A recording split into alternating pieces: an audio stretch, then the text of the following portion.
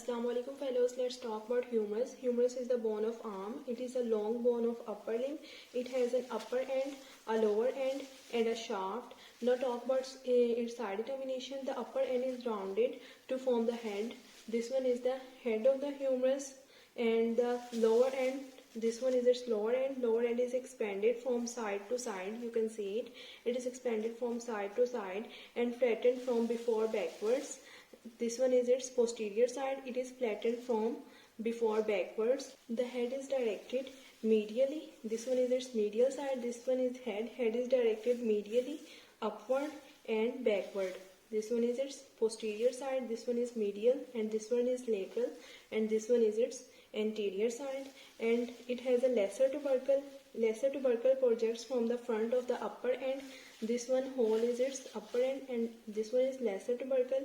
Lesser tubercle projects from the front of the upper end and is limited laterally by the intertubercle sulcus or bicipital groove.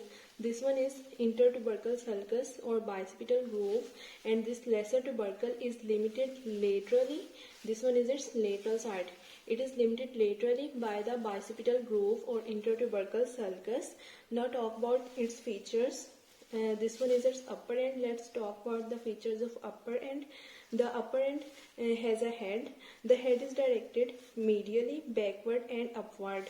Medially, this one is medial side, medially, backward and upward.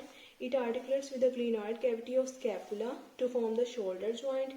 This head, which is directed medially, backward and upward, it forms the shoulder joint with the glenoid cavity of scapula, and the head forms about 1/3 of a sphere.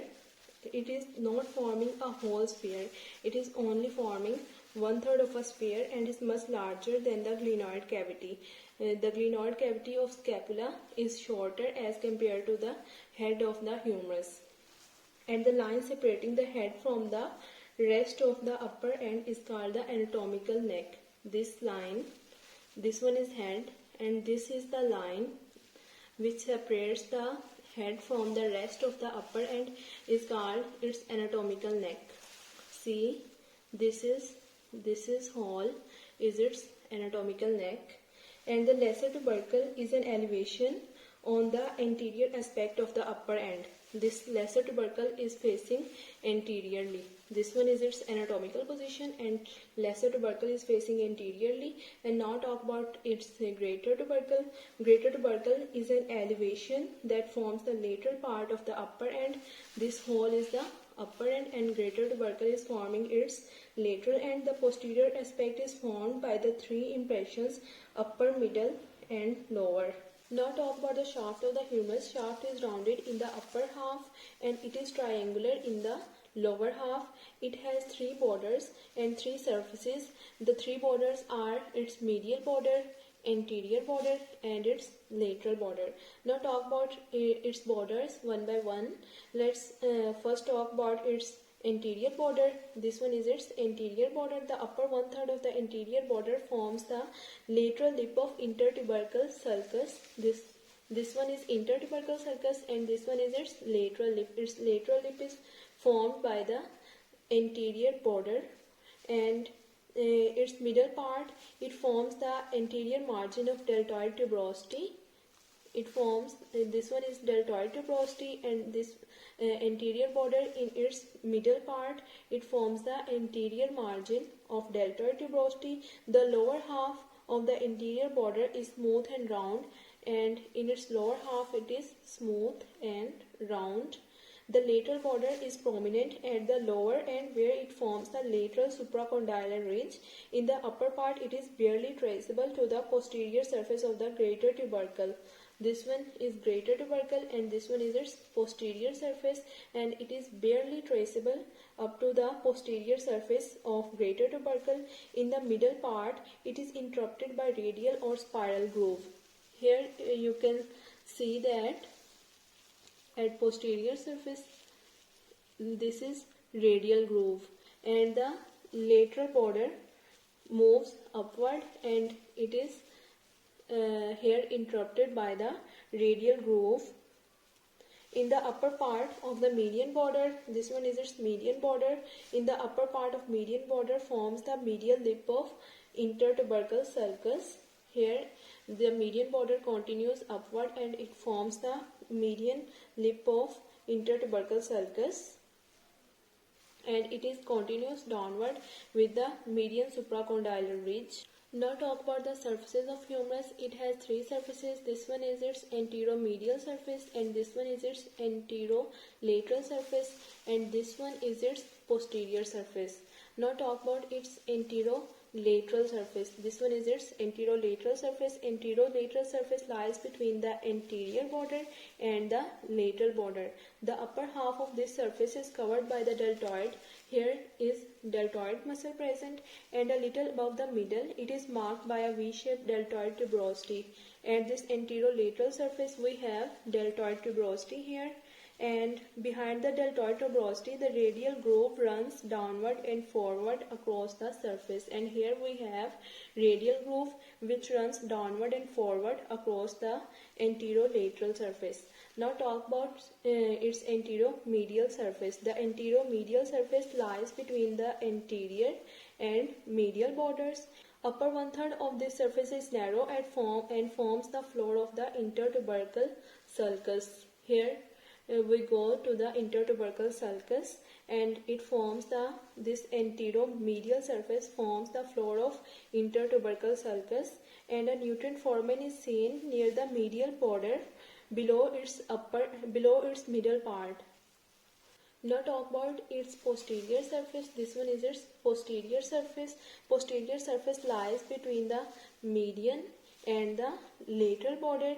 Its upper part is marked by an oblique ridge. This one is oblique ridge. This oblique ridge is present in its upper part, and the middle one-third is crossed by the radial groove. This one is its middle one-third of posterior surface. It is crossed by the radial groove. This radial groove moves to the anterolateral surface forward and downward. Now discuss the lower end of the humerus. This one is its lower end. Lower end of the humerus forms the condyle, which is expanded from side to side and has an articular and non-articular parts. The articular parts includes the following. It has a capitulum and a trochlea. These are its articular parts. The capitulum is a rounded projection. This one is a rounded projection which articulates with the head of the radius. This one is radius, and this one is its head, and the capitulum is a rounded projection which articulates with the head of the radius. And now talk about trochlea. Trochlea is a pulley-shaped surface. It articulates with the trochlear notch of ulna. The median edge of the trochlea projects about 6 mm more than the lateral edge. This results in the formation of carrying angle. This one is ulna, and this one is its trochlear notch, and this one is trochlea, the pulley-shaped projection of lower end of humerus, and it articulates with the trochlear notch as such. Now talk about the non-articular parts of the lower end of the humerus. These are its median epicondyle, lateral epicondyle, medial supracondylar ridge, lateral supracondylar ridge, and coronoid fossa, radial fossa, and this one is its olecranon fossa. These are all its non-articular parts. Now discuss these non-articular parts one by one. This one is its median epicondyle. Median epicondyle is a bony, a prominent projection on the median side of the lower end, and it is subcutaneous and is easily felt on the median side of the elbow. The lateral epicondyle is smaller than the median epicondyle, and its anterolateral part has a muscular impression. The sharp lateral margin just above the lower end is called the lateral supracondylar ridge, and the sharp median margin just above the lower end is called its median supracondylar ridge. This one is the coronoid fossa. Coronoid fossa is the depression just above the anterior aspect of trochlea. It accommodates the coronoid process of ulna when the elbow is flexed. This one is coronoid process, and when the elbow is flexed, this coronoid fossa accommodates the coronoid process of ulna. This one is the radial fossa. Radial fossa is a depression present just above the anterior aspect of the capsulum. It accommodates the head of the radius when the elbow is flexed. This one is the head of the radius, and it accommodates this radial fossa accommodates the head of the radius when the elbow is flexed. This one, like this. And now talk about its olecranon fossa.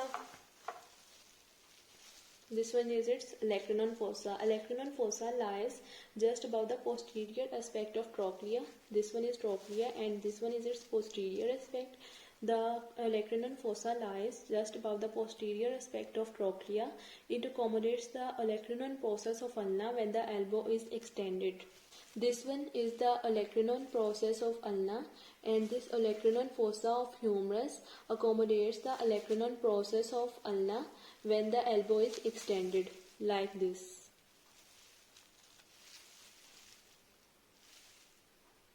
Now talk about the attachments of humerus. The multipinnate subscapularis is inserted into the lesser tubercle. This one is its lesser tubercle and it gives insertion to subscapularis.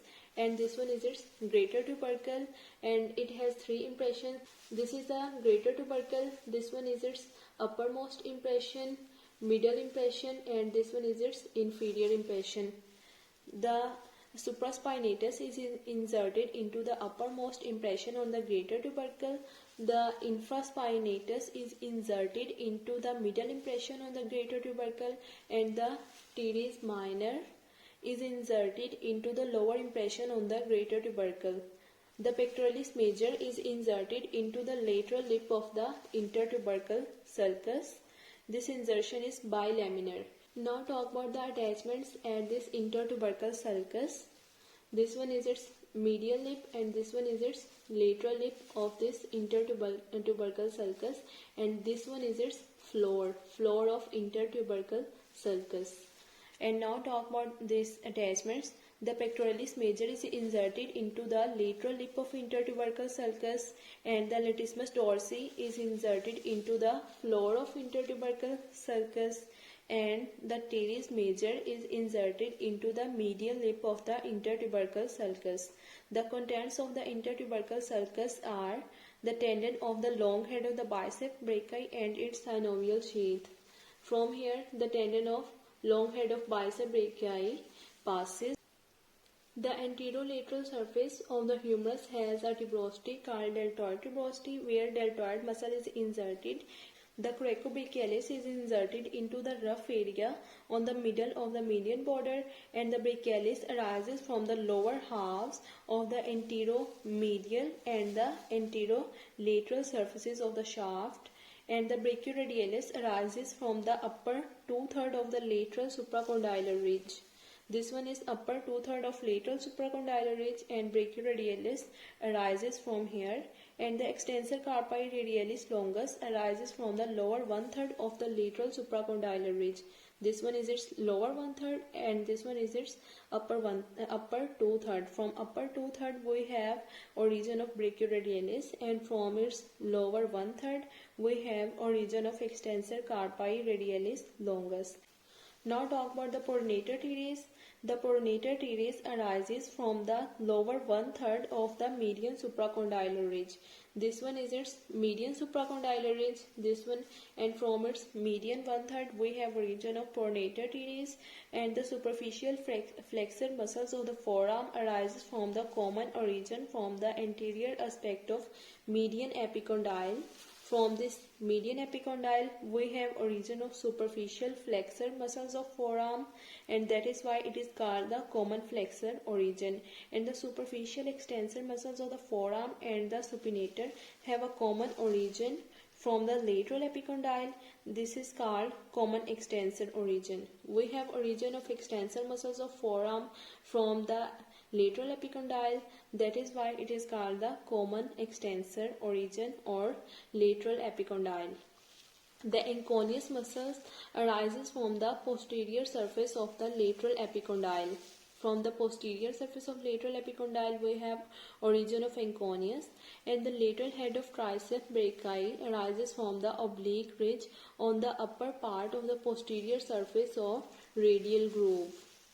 We have radial groove here, and from its upper part we have origin of lateral head of triceps brachii, while the medial head arises from the posterior surface below the radial groove. Above the radial groove, this one is radial groove on the posterior surface of humerus.